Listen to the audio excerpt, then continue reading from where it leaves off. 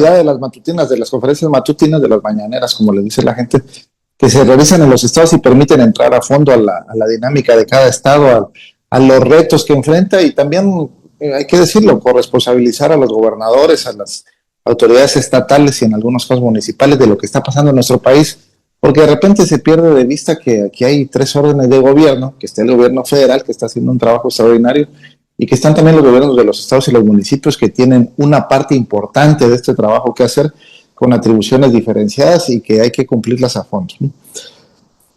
Jacob, como tú sabes, yo soy el representante del Congreso de la Unión ante el Parlamento Centroamericano. Este parlamento que agrupa a representantes electos popularmente de 5 países de Centroamérica y de República Dominicana. Y ahí se han, evidentemente, cuando he asistido a las sesiones, cuando las he seguido a distancia, en la sede que tiene en Guatemala, se han discutido los temas de seguridad. Por eso me pareció muy importante la pregunta que hacías sobre las previsiones que se tienen que tomar en nuestro país y particularmente aquí en Chiapas, los saludo desde Tuxtla Gutiérrez, por la situación muy lamentable que se está viviendo en Guatemala, este levantamiento y ataque coordinado y generalizado de las pandillas, de las maras, como se les conoce en Centroamérica, contra las instituciones, contra la Policía Nacional Guatemalteca, contra la paz del vecino país del sur, nuestro vecino muy cercano acá, con quien tenemos tanta historia compartida. Y me puse a reflexionar, ahora que se han dado a conocer estos resultados, que hay una disminución del 40% del homicidio doloso, que evidentemente es una de las cuestiones que más nos lastiman. Está reflexionando también en todo lo que hemos hecho desde la Cámara de Diputados, desde el Congreso de la Unión, para legislar sobre extorsión, para que se acabe con el cobro de piso, con estas llamadas de extorsión que se realizan, que permite ahora a la Secretaría de Seguridad Pública, como lo mencionaba el secretario García Harfuch, tomar medidas como inclusive desaparecer una antena del penal, quitarla, pues remover una antena del penal de Altamira en Tamaulipas, que es donde salían una gran cantidad de llamadas de extorsión de estas que te quieren hacer creer que tienen secuestrar a algún familiar para sacarte dinero a través de las aplicaciones bancarias de transferencias, ¿no? Entonces hemos legislado sobre extorsión, hemos legislado para darle mayores atribuciones a la Secretaría de Seguridad Pública para que tenga la posibilidad de llevar todo el tema de inteligencia, por ejemplo, evidentemente con las debidas autorizaciones de un juez. Hubo toda una campaña en su momento de la oposición que decía que se iba a poder seguir en tiempo real un celular y que se iban a poder intervenir las llamadas y los mensajes. Es absolutamente falso. Siempre tiene que ser con un orden de un juez, así lo legislamos, garantizando los derechos de la gente de bien, de los ciudadanos mexicanos que no están involucrados en temas delictivos. Y me puse a reflexionar precisamente en Centroamérica y dos modelos que estamos viviendo en el mundo de combate al crimen organizado. En un modelo en el que está manejando la ultraderecha, los gobiernos de ultraderecha, y que está manejando Estados Unidos también en algunos temas, no hay respeto alguno por los derechos humanos y se va con esta falsa disyuntiva que dice, es que los derechos humanos son para la gente de bien, no para los delincuentes. Sí, de acuerdo, pero ¿cómo sabes en principio si el que estás deteniendo realmente es un delincuente o no? Cuando lo agarras en flagrancia, pues está claro, ¿no? Cuando agarras a alguien que está cometiendo un delito, está claro. Pero cuando no es así, ¿cómo sabes si es un delincuente o no? ¿Cómo se puede garantizar el derecho de una persona a tener un juicio justo cuando los jueces no dan la cara, como pasa en El Salvador, por ejemplo?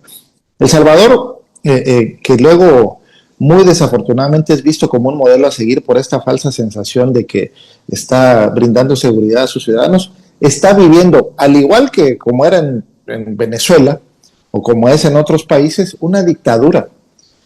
Por encima de la Constitución salvadoreña, el presidente se reeligió y se puede reelegir indefinidamente. La Asamblea del Congreso de El Salvador tiene un 97% de diputados del Partido de Nuevas Ideas de Nayib Bukele, del presidente dictador en turno. Tiene este estado de excepción permanente, es decir, un estado donde ya no están las garantías constitucionales, ya no existe el derecho de asociación, ya no existe la libertad de expresión para poder combatir el crimen. Pero hay múltiples denuncias en diarios internacionales, que no vamos a decir que sean de izquierda, en diarios internacionales, en prensa internacional, que han generado un ataque también hacia organizaciones de la sociedad civil que luchan por los derechos de los pueblos y hacia la prensa libre. Eso es una dictadura, no como dice luego la oposición que estamos viviendo en México. No hay libertad de expresión, no hay libertad de asociación. No existe el juicio justo. En El Salvador te pueden agarrar y puedes ir, no estar vinculado en nada con el crimen organizado y terminar en una cárcel sin derecho a un abogado defensor, sin derecho a visitas de tus familiares, sin derecho a tener un juicio donde puedas identificar, no identificar plenamente, sino que sepas quién te está acusando y de qué te está acusando, puedas escuchar la acusación y puedas responder a ella. Y te puedes ir, como lo mencionaron algunas de las personas que fueron deportadas indebidamente por el ICE de Trump y fueron llevadas a este centro de detención del terrorismo, esta megaprisión que tiene El Salvador, puedes quedarte ahí meses sin tener oportunidad de hablar con nadie de fuera y puedes caer por error, como muchas organizaciones de derechos humanos han establecido que hay una gran cantidad de personas que no son responsables de ningún crimen y que están ahí detenidas, ¿no? Evidentemente eso te da unos resultados buenos en seguridad, pero es a costa de la tranquilidad, de los derechos, de la libertad de expresión de las personas. Y mucha gente se va pues en la desesperación, vamos a decir, o a veces en la desinformación, con la idea de que este es un modelo deseable para México. Lo que necesitamos en México es precisamente lo que venimos viendo en todas estas conferencias matutinas, en las mañaneras, es que haya coordinación entre los distintos órdenes de gobierno. En Chiapas, por ejemplo, se ha visto, si le entra el gobierno del Estado con toda la fuerza a garantizar la seguridad en coordinación con la Federación, se logran disminuir los hechos violentos de una forma drástica en menos de un año, como lo hizo acá el gobernador Eduardo Ramírez. Hay coordinación, hay inteligencia, le dimos facultades a la Secretaría de Seguridad Pública para que concentre las labores de inteligencia. Hay una legislación adecuada para perseguir ciertos delitos que lastiman mucho a la población, como la extorsión, que permita a los jueces hacer el trabajo que tengan que hacer.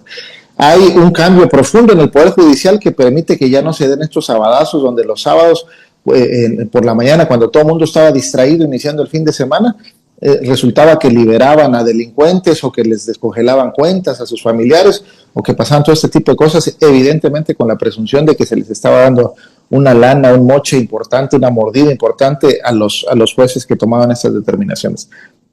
Y tenemos esta acción coordinada que está logrando que disminuyan los delitos.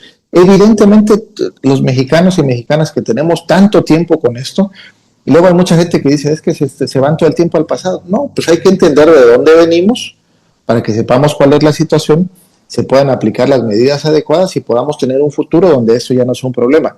Y venimos de una situación donde el PRI gobierno, en la década de los 70s, 80s, tuvo un amasijo, una complicidad completa con los grupos del crimen organizado que ya estaban. En los 90 se consolidó todo esto, en los 2000 con Calderón particularmente, pues venimos de una situación donde el encargado de combatir al crimen organizado estaba aliado con un cártel y atacaba solo a los otros. Entonces, de esa situación venimos y nos pone en una circunstancia donde el crimen organizado ha penetrado a muchas corporaciones, ha entrado en muchos territorios, ha establecido mecanismos de extorsión que están siendo desmontados en este momento y que nos al mismo tiempo que nos permiten pero ¿cuál es su, discúlpeme que lo interrumpa tantito, diputado Joaquín, ¿cuál es su opinión sobre el trabajo del Gabinete de Seguridad de la presidenta Sheinbaum? Porque recibieron un verdadero cochinero y también me gustaría si más adelante pudiera darme su punto de vista sobre la situación en Guatemala y si podría tener alguna implicación en materia de seguridad para la frontera sur. Usted que conoce muy bien el tema de Chiapas y de la frontera. Disculpe la interrupción, lo sigo escuchando sin interrupciones. A eso iba precisamente. Entonces, venimos de esa circunstancia. Tenemos ya en este año que lleva la presidenta todas las reformas legales necesarias para poder combatir de manera efectiva al crimen organizado. Se está haciendo un trabajo extraordinario con una colaboración muy amplia de algunos gobernadores de los estados, como mencionaba el ejemplo de Chiapas, que están completamente volcados, Mara Lezama en Quintana Roo, donde ha habido una disminución importantísima de la extorsión, de los asesinatos, del robo de vehículos, ¿no?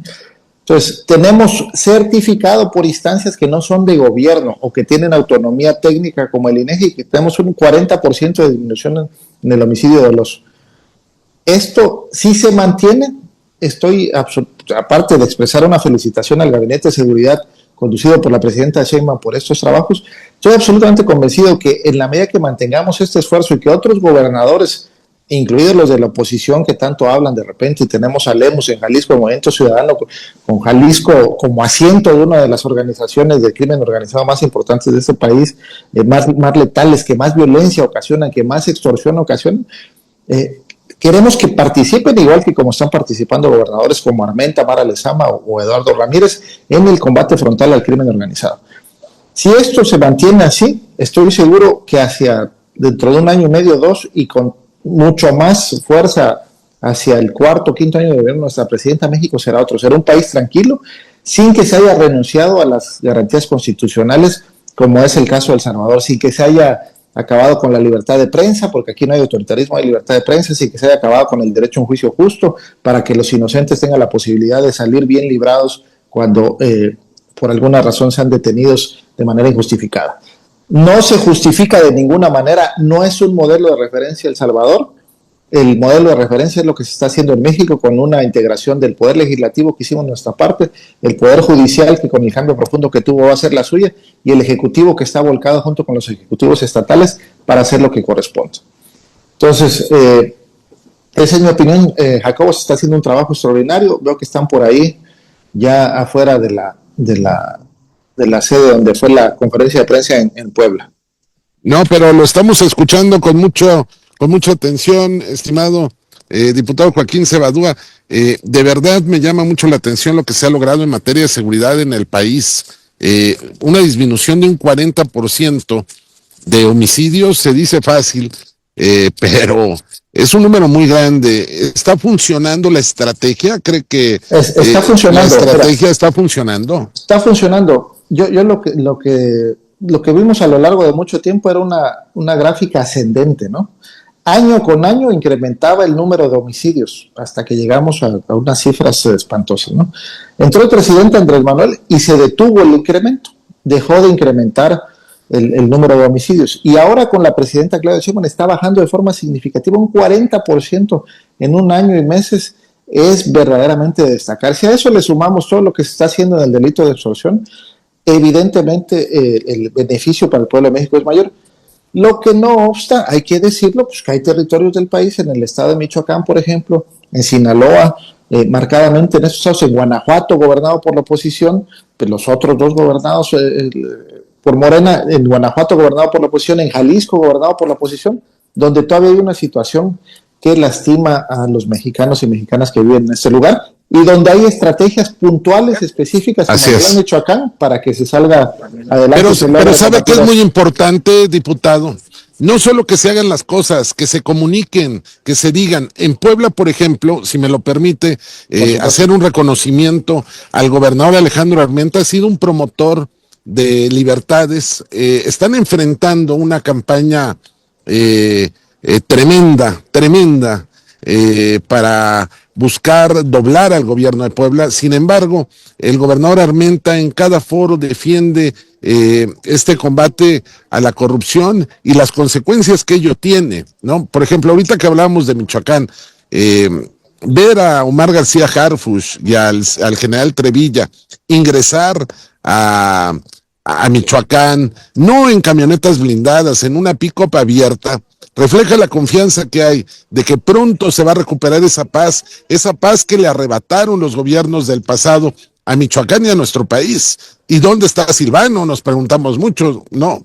Pero también será importante que se difunda, que se comunique, que se le explique a la gente que hay un plan Michoacán que está avanzando. Ahí también va a ser fundamental la participación de las y los legisladores y también del partido Morena o del movimiento, porque hoy más que nunca, si no se cierran filas, diputado Cebadúa, pues hay un espacio para que la oposición pueda intentar arrebatar, como lo saben hacer, a través de prácticas mañosas, lo que el pueblo les ha quitado en las urnas. Déjeme reconocer, insistir en lo que yo he observado de cómo los gobiernos de Morena traen principios muy claros como el de la libertad de expresión. No hay un periodista encarcelado en México hoy por la expresión de sus ideas. No lo hubo en la época del presidente Andrés Manuel López Obrador, y hoy con la presidenta Claudia Sheinbaum hay un clima de libertades, desde luego. Hay quienes hasta abusan de ello. Lo sigo escuchando, diputado, disculpe la interrupción, pero sí quería puntualizar y vamos a ver si logramos conversar en un par de minutos con la responsable de la comunicación del gobernador de Puebla, de Alejandro Armenta. Es la licenciada Claudia, una mujer de medios con mucha experiencia en el tema y que hoy tienen un reto muy grande aquí en esta entidad para comunicar, para poder enfrentar una oposición mediática que estaba acostumbrada a muchos privilegios. Esto de las APPs, ¿qué opina usted, diputado Joaquín Sabadúa, de esos esquemas mañosos para hacerse de recursos y para hacer obras que terminaron ahí impagables y además siendo un gran negocio para unos cuantos? Sí, estas asociaciones público-privadas, ¿no? Que era la idea de que el gobierno y grupos empresariales se podían asociar, y eso está bien, es una idea que no es mala. De hecho, tenemos ahorita en la Cámara de Diputados una iniciativa de ley en discusión que es una ley para promover las inversiones mixtas entre el gobierno y dinero público, dinero de todos, y los empresarios, que donde hay alguna oportunidad de negocio que sea de más importante para la producción de algún bien o para dar algún servicio a la población. Eso está bien. Lo que está mal es lo que se hizo con el neoliberalismo y que todavía, como decía el gobernador Armenta, se está quitando, todavía se están terminando de saldar las deudas porque además dejaron unos contratos blindados que en muchos casos no ha permitido deshacerlos. Y es que se le pagaban miles de millones de pesos a lo largo de muchos años, hasta 30 años en algunos casos, a empresas para que operaran, por ejemplo, hospitales del ISSSTE. El ISSSTE fue de los más afectados con este esquema de asociación público-privada. Entonces, el gobierno no era dueño de nada. En muchos casos ni siquiera contrataba buena parte del personal. Era una empresa privada que construía el hospital con sobreprecios y que lo operaba con sobrecostos. Entonces, era un ganar-ganar para los empresarios cuates de los empresarios corruptos, porque también la corrupción no solo está en el sector público, también hay en el sector privado. Y cuando llegó el presidente Andrés Manuel, y se está terminando de hacer con la presidenta Claudia Sheinbaum, lo que se hizo es cerrar todas estas llaves de fuga de recursos que permitieran destinar esos recursos para otras cosas donde realmente se necesitaran. Entonces, yo creo que es un esquema que ya está viendo sus últimos momentos y vamos a entrar en la discusión de la ley de inversiones mixtas y vamos a propiciar que haya inversión para que nuestro país crezca como tiene que crecer y haya prosperidad compartida para todos. Ahora, el tema de la FITUR, si me permite, hoy lástima, lo que pasa es que entre la conferencia, entre tantos temas, estábamos nosotros deseando destacar lo que sucede en la FITUR, y hay estados que han destacado. Uno de ellos, desde mi óptica, es Oaxaca. ¿Qué exposición ha hecho Oaxaca en la FITUR, la Guelaguetza? No me acuerdo del nombre de la secretaria de Turismo de Oaxaca, pero qué buen trabajo del gobierno de Oaxaca para promover y para decirle al mundo que México hoy tiene condiciones distintas. Mire, hay personas que con su trabajo hablan y una de ellas es la secretaria de Turismo de Oaxaca. Saimi Pineda. Saimi Pineda. Oiga, sí. Qué buen trabajo de ella, qué buen trabajo. Sí. Hoy, si usted checa las redes sociales, de lo que se habla es de Oaxaca en la FITUR. ¿Y qué opina usted de lo que dijo la presidenta Sheinbaum en relación con la visita de los Reyes de España a este stand de México, que es pues el país invitado, el país protagonista de esta FITUR? ¿Le gustó la respuesta en los términos que da la presidenta? Sí, nada más te quería comentar brevemente. Fíjate que conozco a Saimi Pineda desde hace mucho tiempo, fue presidenta de Pochutla, en Oaxaca, cuando yo era presidenta de Berriozábal, en Chiapas, y hermanamos los municipios porque veníamos trabajando desde antes en beneficio de las comunidades que vivían en las áreas naturales protegidas, ella en la parte del Parque Nacional Huatulco y nosotros en la parte del Chiapas y Oaxaca, coordinando el trabajo en las áreas naturales protegidas. Entonces, viene desde abajo, esa es una ventaja que ha dado esta transformación que estamos viviendo, que hay gente que puede venir desde un trabajo como técnico hasta ser subdirectora de un área natural protegida, presidenta municipal y ahora secretaria de Turismo haciendo este trabajo extraordinario. Entonces, mi saludo a Saimi allá que está en la FITUR, en España. Y volviendo a tu pregunta, el tema la presencia de los reyes ahí, evidentemente son gestos calculados de la monarquía española. Yo en particular creo que es absurdo que en este siglo XXI, ya pasando el primer cuarto, empezando el segundo cuarto del siglo XXI, siga habiendo monarquías. Pero bueno, son decisiones soberanas de los países que permiten que haya una familia que por derecho divino, por derecho de nacimiento, tenga la posibilidad de tener un subsidio permanente de dinero público y tenga todo el dinero y recursos para vivir viajando y que sean una figura decorativa que tengan poca incidencia en la labor de gobierno real, ¿no? Sí, pero esa monarquía, tiene una continuidad histórica con la monarquía que impulsó la conquista de estos territorios que fueron descubiertos, entre comillas, por Cristóbal Colón en 1492. Estos territorios que, como decía la presidenta, tenían en algunos casos casi 2000 años de una civilización importantísima, con una escritura propia desarrollada, un sistema de creencias, una agricultura que le dio al mundo, aparte de lo que mencionaba la presidenta, pues el maíz, que es uno de los cereales más consumidos a nivel mundial, la domesticación del maíz, que le dio al mundo cosas tan importantes que permitieron el desarrollo de las matemáticas como el cero, que le dio calendarios muy precisos como el calendario maya, que permitía pues mantener el ciclo de cosechas con el calendario de cuenta corta, pero también el de cuenta larga, que permitía llevar un registro de los hechos desde muchos años antes de la llegada de los europeos a este continente. Entonces, aquí eso que decía esta legisladora que mencionabas ahí, Cayetana, ¿qué es? Se me escapa ahora el nombre, pero lo que mencionaba esta legisladora... Álvarez de Toledo, algo así. Cayetana Álvarez de Toledo, esta legisladora de la ultraderecha de España. Ultra. Con la que van los panistas a cuadrarse y a pedirle consejos sobre cómo hacerle. Esos legisladores de ultraderecha que no tienen ningún empacho en ser abiertamente racistas, en estar contra los pero derechos ella es la que dijo que casi fuéramos hincados a pedirle disculpas, a ofrecerle disculpas, a ofrecerle disculpas a los reyes de España. Se reunió con Curi. ¿No será que el panismo está reclutando personajes para el 27? ¿Ya no será que nos van a traer más personajes de esta calaña? Solo eso faltaría, porque lo que sí han estado haciendo es recurrir a los mismos asesores de estos personajes, a los que le llevan la comunicación, le llevan la imagen, les hacen sus discursos porque no son capaces ni de hacerlos ellos. Los están contratando a los mismos que están con esta legisladora, a los mismos que hacen el trabajo de Milei, que tiene a Argentina sumida en la miseria, este gran país, a los que han logrado el posicionar este discurso de odio contra las minorías, contra los pueblos originarios, contra la gente, que se atreven a decir cosas como que el mercado es el soberano, el que debe mandar, o estas estupideces que ha dicho Milei, como decir, si hay un mercado de órganos... Si hay un mercado de órganos, entonces que los órganos se vendan, ¿no? Si hay un mercado de extremidades, que las extremidades se vendan. O sea, ese tipo de cosas, esos mismos asesores están asesorando ahora al PAN, al PRI, a la derecha mexicana, a pequeños grupúsculos, a Salinas Pliego, que aspira a ser candidato a la presidencia, a todo esto, ¿no? Y tenemos que acabar con eso. Tenemos que tenerlo claro.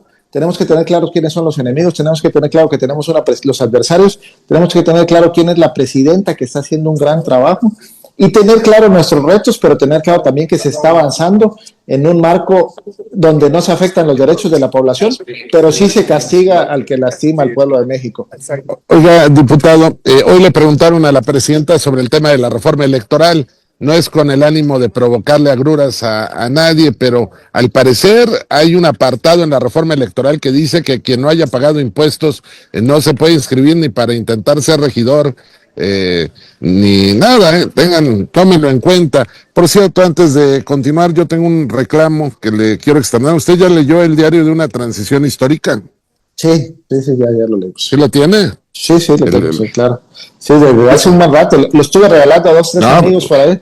Pues me hubiera regalado uno. Mire, yo compré uno, tengo un reclamo, vino incompleto. A ver si me están escuchando. Por más que le busco, no encuentro el autógrafo de la presidenta. Sí, ahí te hubieras acercado ahorita para conseguirla. Vamos a ver si acompañamos, vamos a estar acompañando a la presidenta en sus actividades el día de hoy aquí en Puebla. Mañana espero que tengas oportunidad. De una vez dale uno para mí, que fíjate que nos encontramos con ella en Palacio Nacional al final del periodo anterior y pues uno va con la idea de tener diálogo con la jefe del Ejecutivo, con esta presidenta extraordinaria que tenemos, y yo no llevé el libro, pero varios compañeros legisladores sí lo llevaron y salieron con su libro autografiado. Le voy a presentar a alguien, si me lo permite, a Tania Damián de Ángulo 7. Tania es poblana y hacía referencia. ¿Qué opinas, Tania? Además, alguien que respetamos y apreciamos mucho en el noticiero, en redes. Tania, ¿qué opinas de la conferencia de hoy? ¿Qué opinas de los resultados en materia de seguridad y del semblante de la presidenta? Pues yo veo, a ver, primero el tema de seguridad, se está haciendo un gran esfuerzo en el estado de Puebla. Creo que el gobernador Alejandro Armenta ha tomado en serio el combate a la inseguridad. Es un tema complejo por las inercias que traemos. Yo vi a la presidenta contenta. Se ve contenta, ¿verdad? Sí, la vi contenta, la vi cómoda en Puebla y pues creo que pues se ve porque sí hay bastantes esfuerzos, sí han habido bastantes esfuerzos de parte del gobernador, pues por sacar a Puebla del rezago. Pues que históricamente ha tenido, hay que recordar que es uno de los estados más pobres del país, junto con Chiapas, Oaxaca, Guerrero, Veracruz, Puebla, y el reto para Puebla es complicado, sacar a un estado de la pobreza del país, no es cualquier tema, pero yo sí, pues creo que se está buscando por parte del gobierno del estado de Puebla, tiene o sea, es trabajador el gobernador y está pues buscando, porque hay muchas inercias, hay muchos retos. El tema de la corrupción pues es de los principales retos, y el tema de la inseguridad es de los principales retos en el país y en Puebla. Pues muchas gracias, Tania, por compartir tu opinión. Es muy importante porque es una periodista que desde luego, hoy le decía a la presidenta, a ella la ponen en el asiento de los medios nacionales, pero ella es orgullosamente poblana, es más poblana que las semitas. Así es, sí, soy poblana, tengo muchos años y bueno, pues Puebla para mí es mi casa y pues siempre estoy pues muy contenta de ser poblana. Gracias, Tania, qué gusto. Qué gusto. Diputado, lo sigo escuchando. Fue un privilegio escuchar a Tania. Se la quería presentar porque ella es parte de esa prensa que rompe el cerco informativo de esos medios que están combatiendo la infodemia y que lo hacen todos los días, que lo han hecho desde hace mucho. Diputado, lo sigo escuchando. Disculpe las interrupciones. No, hombre, no, así es, esto es un diálogo permanente y tú y Tania y tantos otros compañeros son la muestra clarísima de la libertad de expresión que vivimos en México, así como lo son los otros del Latinus y Atypical TV y todo, que se sientan a despotricar y a impulsar discursos de odio y no tienen la menor limitación, tienen toda la posibilidad de hacer su trabajo. Un tema que me pareció muy importante hoy de la conferencia mañanera, mi querido Jacobo, la economía circular, el reciclaje, este tipo de cosas de las que a veces no se habla en nuestro país, pero donde hay una responsabilidad de todos los mexicanos y mexicanas y de los productores de llantas, por ejemplo, de todos los productores de refrescos que llevan PET, estos plásticos, este plástico transparente de los envases a todos los lugares del país, de todos los empaques de la comida ultraprocesada, de toda esta gran cantidad de plásticos que están llegando al mar y que se están volviendo un problema en nuestro organismo. O sea, hay una multitud de estudios que nos dicen que tenemos ya microplásticos en el organismo y que eso ocasionan problemas de salud muy importantes. Este lunes pasado, Jacobo, se publicó en el Diario Oficial de la Federación la Ley de Economía Circular, de la que orgullosamente fui parte de modificaciones importantes. Nos llegó la iniciativa de ley por parte del Ejecutivo y logramos tener un diálogo muy amplio con los recicladores de base, con los mal llamados pepenadores, para que pudieran ser integrados en este esquema, porque lo que mucha gente no vemos, y lo ejemplificaba ahí la presidenta, que es en la mayor parte de los municipios de este país que son los encargados del recoger la basura, los residuos sólidos y llevarlos a algún sitio, esto se hace hacia sitios que son tiraderos a cielo abierto. Grandes extensiones de terreno, muchas hectáreas donde se suelta, donde se llega a tirar la la basura, los residuos, mezclado todo orgánico, inorgánico, y donde llegan familias enteras a separarlos ahí en el sitio y venderlos para poder sobrevivir. Estos recicladores de bases fueron incluidos en esta ley de economía circular. Y lo que propone esta ley de economía circular es que se hagan estos sitios, como el que estaba mostrando la presidenta, que son sitios donde se trabaja con medidas de seguridad y se separan los residuos para poder reciclarlos y que se mantengan circulando en la economía. Los plásticos que no sean de un solo uso, las llantas que tengan un destino final que puedan ser utilizadas de otra forma, que no sirvan de criaderos de mosquitos que luego nos sirvan para contagiarnos de dengue, zika y chikungunya, ¿no? Estas enfermedades que vivimos en muchas partes del país. Entonces, esta economía circular, esta ley, esta iniciativa presentada por la presidenta que ya discutimos, enriquecimos y aprobamos, es una muestra de que tenemos una presidenta comprometida con los temas que lastiman a los mexicanos como la seguridad, pero también con las grandes causas de la humanidad como es la protección del medio ambiente.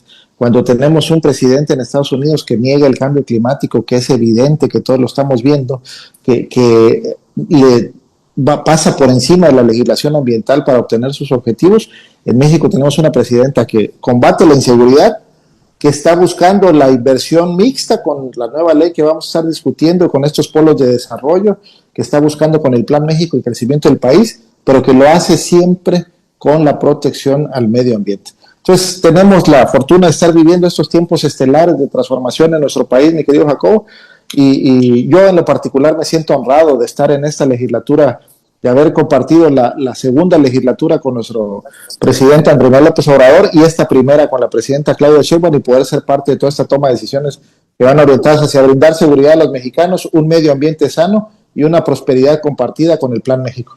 Y además usted es un legislador 100% moreno, porque tal vez la gente no lo sepa, pero el diputado Joaquín Cebadúa, que es parte de la bancada del noticiero en redes en San Lázaro, no es pluri, además llegó solo con las siglas de Morena y con mucho respaldo del pueblo. Para cerrar, si me lo permite, don Joaquín, porque vamos a hacer una retransmisión de algunos fragmentos de esta conferencia mientras me dan la oportunidad. Yo ando aquí aplicando la de la iguana, pues yo estoy aquí en el sol después de que estábamos a 6, 7 grados, bueno, nos decían que eran 9 grados, pero híjole, sí se siente a las 6 de la mañana, entonces estoy aprovechando aquí para cargar un poquito de pila, estimado don Joaquín. ¿Qué opina usted del tema electoral? Me gusta la respuesta de la presidenta Sheinbaum. Mire, a mí me caen bien los del Verde, me caen bien los del PT, pero no están por encima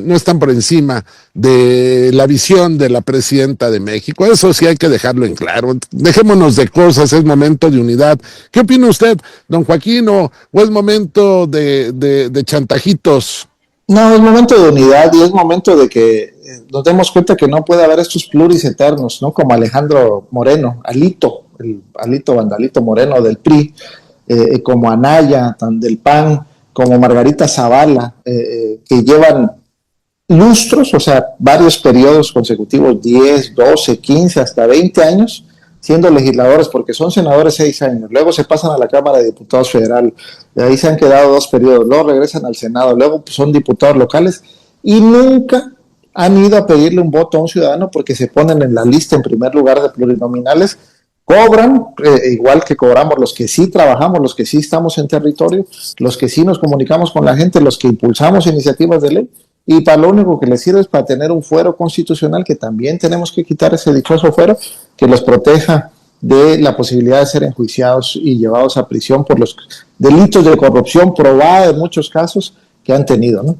Entonces yo estoy de acuerdo con la presidenta, son tiempos de unidad nacional, estamos sufriendo el embate de Trump, que todo un día sí y otro también dice que va a intervenir en México con el pretexto de los cárteles, cuando lo que sabemos, como quedó claro en Venezuela, que lo que le interesa son los recursos naturales, el dominio de los territorios de los países, como lo quiere hacer ahora con Groenlandia. Entonces estamos en un momento complicado, pero yo, y como yo, millones de mexicanos, con la tranquilidad de que tenemos una gran capitana al mando de este barco, del timón de este barco que es México. Entonces, contentos, Jacobo. una gran comandanta, una comandanta que con la frente en alto está defendiendo nuestra soberanía. Ya no le conté, pero fui a Tlalnepantla. Estamos siguiendo a la presidenta donde se puede. Digo, es muy difícil, la verdad, con todo respeto lo digo, seguirle el ritmo a una presidenta que hoy está en Puebla, mañana va a estar en Veracruz y de ahí se va a Tamaulipas y va a estar en Tamaulipas este fin de semana.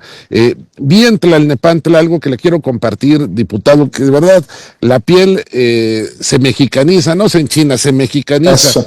Vi cómo sacaban vecinos ahí de Tlalnepantla la bandera nacional para decirle a la presidenta que no está sola. Y ahí en un evento, en plaza pública, las banderas de México que la gente llevaba para decirle que no está sola. Es un momento de unidad, es un momento de reflexión. Lean lo que dice la presidenta en su libro en la página 92 y tiene que ver con Puebla. Ella recuerda que estaba aquí en Puebla supervisando junto con el expresidente Andrés Manuel López Obrador, espero que nadie se haga molestar, pero a quien le llamamos el titán de Tepetitán, digo porque después ahí en el chat algunos les molesta que recordemos a Andrés Manuel López Obrador con el programa Sembrando Vida. Y en la página 92, la presidenta en este libro, que les digo que a mí me llegó incompleto porque hace falta su autógrafo, recuerda que ella le comentó al presidente Andrés Manuel López Obrador que Donald Trump había sido víctima de una agresión. ¿Se acuerdan ustedes de aquella agresión que sufrió donde hubo una situación de esto no quiero usar, bueno, de un arma que... Un atentado que lo lastimó. Sí. Y el presidente respondió en ese momento públicamente y condenó el acto de violencia. Nos hermanan muchas cosas como mexicanas y como mexicanos, y somos las y los mexicanos siempre solidarios, más allá de lo político, más allá de los ideales. Siempre la presidenta Sheinbaum y el presidente López Obrador han demostrado un rostro humano que yo considero que nos va a dar la gran oportunidad de salir bien librados de este gran reto internacional que hoy tiene México. El tipo de cambio, por ejemplo, diputado, ya a este ritmo, los que vamos a mandar remesas somos nosotros, ¿no? Ya estamos... Ya ves lo que decía este intelectual, entre comillas, de la derecha, el Chumel, ¿no? Chumel Torres, que decía en el 18, cuando ganó Andrés Manuel López Obrador las elecciones, publicó un tuit así con signos de admiración de compren dólares, ¿no? Porque decía también Loret de Mola que iba a subir a 35 pesos el dólar, está a la mitad, 17.50. Esos que le hicieron caso a Chumel y compraron dólares en 18 cuando estaba a 20, 22 pesos han perdido dinero al día de hoy.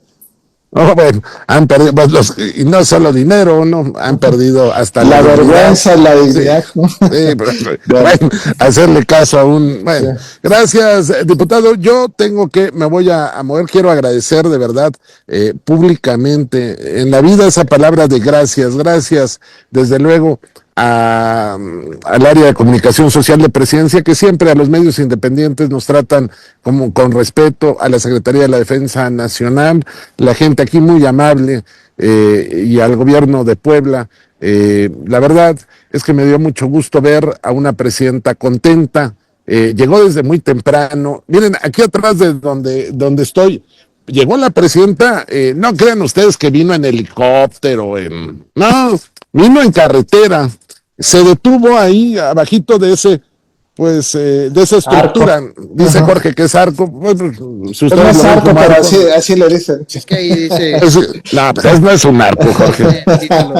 No, déjeme aquí ya traigo una discusión con Jorge, eso no es un arco, eso es una estructura cuadrada, pero bueno.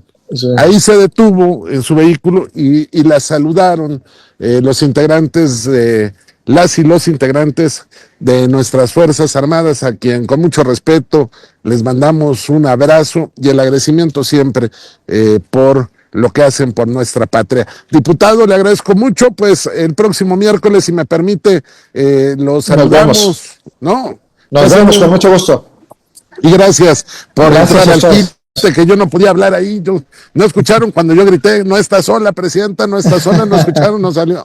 No, ya no salió, pero sabemos que no está sola y que cuenta con el apoyo de millones de mexicanos y de una prensa fuerte que está rompiendo el cerco. Muchas gracias, Jacobo, gracias al equipo de Noticiero en Redes. Gracias, a ver si podemos acompañar a la presidenta.